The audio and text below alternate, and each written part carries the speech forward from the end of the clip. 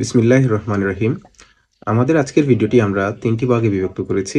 এর প্রথম অংশে যুদ্ধের ২৮তম দিন অর্থাৎ ২৭শে মার্চের আমরা এক নজরে বিশেষ ঘটনাগুলো একটু দেখব এবং দ্বিতীয় অংশে আমরা এ পর্যন্ত মার্কিন যুক্তরাষ্ট্রের কী কী ক্ষয়ক্ষতি হয়েছে এবং ইসরায়েলের কী কী ক্ষয়ক্ষতি হয়েছে সে সম্পর্কে একটি আপডেট আমরা জানব এবং সর্বশেষ আমাদের কাছে নতুন কয়েকটি আপডেট রয়েছে, সেগুলো নিয়েই আমরা আলোচনা করব।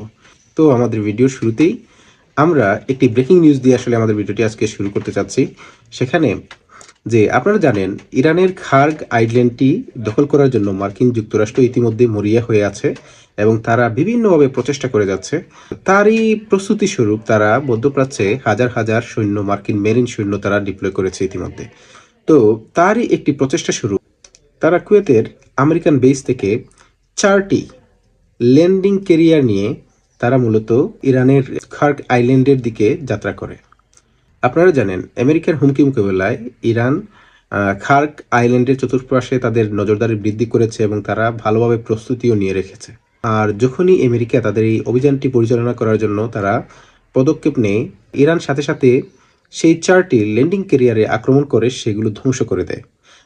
আর এগুলো ঘটেছে কুয়েতের বেবল আইসল্যান্ড নামক একটি আইসল্যান্ড রয়েছে সেখানে। আপনারা চাইলে গুগল করে দেখতে পারেন।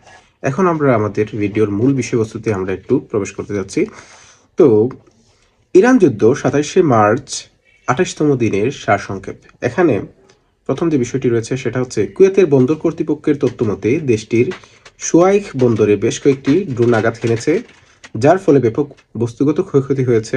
এছাড়াও দেশটির গণপূর্ত মন্ত্রণালয় জানিয়েছে মুবারক আল কবির বন্দরেও ইরানি গোলার আঘাতে অবকাঠামোগত ক্ষয়ক্ষতি হয়েছে।